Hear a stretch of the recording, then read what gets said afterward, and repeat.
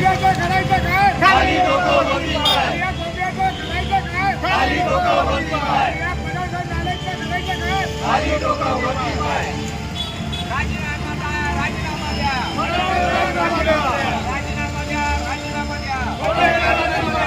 राजीनामा करायचं काय? खाली डोकं वरती पाय. आमदार गोपीचंद पडळकर यांनी अतिशय अश्लील भाषेमध्ये, असभ्य भाषेमध्ये राष्ट्रवादीचे ज्येष्ठ नेते आदरणीय जयंत पाटील साहेब व स्वर्गीय राजाराम बापू यांच्याविषयी अतिशय चुकीचे विधान केले.